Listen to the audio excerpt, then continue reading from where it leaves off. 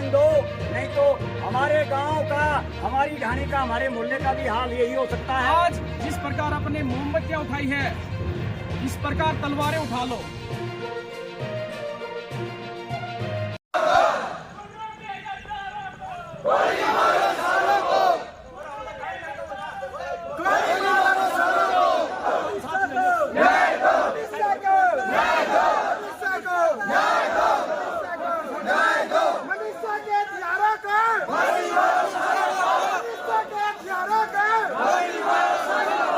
जो हमारी बहन बेटी मनीषा है, उसके साथ में बड़ा ही जघन्य अपराध हुआ है। और चाहे हरियाणा में हो चाहे राजस्थान में, हमारे अंदर इसी प्रकार का विरोध हर जगह जो भी इस प्रकार के कुकृत्य होते हैं उसके लिए हमें खड़े रहना चाहिए। वरना आज हमारे पड़ोसी का नंबर है, अगला हमारा नंबर होगा। अगर ऐसे ही आप सुनते रहे तो देखते रहे इंसान की हालत क्या हो गई। भगवान तो यानी इंसान है वो बदलता जा रहा है और कुछ भी नहीं बदला।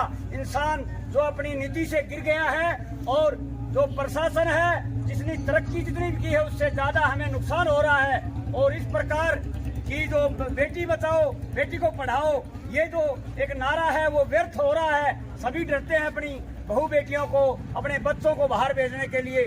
सुरक्षा की जिम्मेदारी सरकार की हो और हम सब समाज के लोगों की हो, ताकि इस प्रकार की जो घटनाएं हैं वो नहीं हो।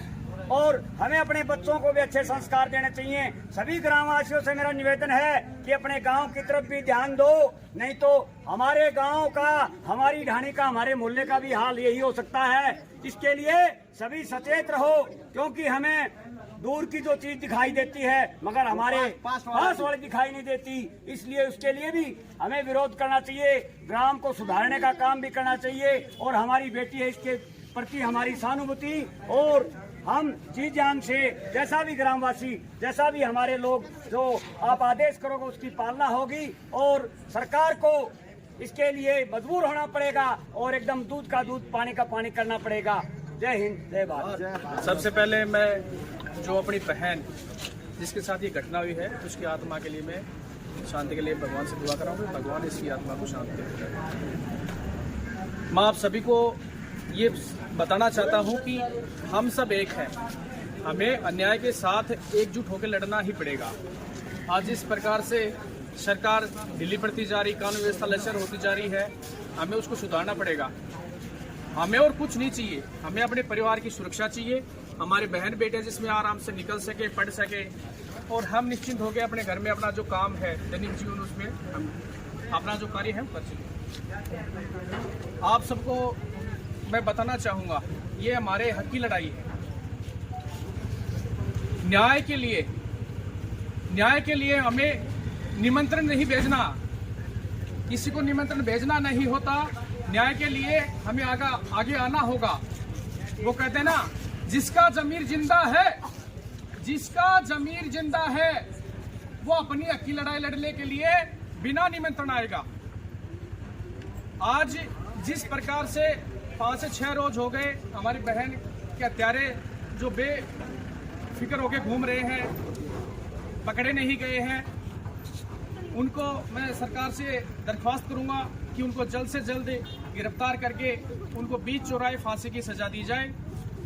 और अगर सरकार इसको करने में नाकाम है तो मैं सभी भाइयों से ये आग्रह करना चाहता हूँ, ये आह्वान करना चाहता हूँ कि आज जिस प्रकार अपने मोमबत्तियां उठाई है, इस प्रकार तलवारें उठा लो। मोमबत्तियों से काम नहीं चलेगा, अब तलवारें उठाने का वक्त है। तो सभी को अपनी अपनी हक की लड़ाई खुद लड़नी पड़ेगी। तो इसके लिए समय तैयार रहें। और एक सरकार को मैं एक बात और बताना चाहता हूं कि सरकार तुम्हारे पास मात्र 10 दिन है। अगर तुम्हारी पुलिस अगर ये कार्य करने में नाकाम है तो मैं आपको एक सूचना देना चाहता हूं कि अगर पुलिस से ये कार्य नहीं होता तो ये कार्य आर्मी को छोड़ दो। आर्मी अपने आप 2 दिन के अंदर पानी का पानी और दूध का दूध कर देगी।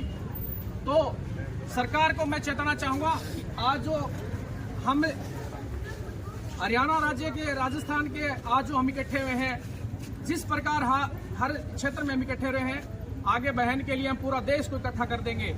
तो सरकार इसके लिए आज से अपनी हुकूमत को देख के चले। और सभी भाइयों से मैं निवेदन करना चाहता हूँ, अपनी हक की लड़ाई के लिए अगर आपको हथियार उठाना पड़े तो उठाइए। जय हिंद, जय भारत। पुलिस प्रशासन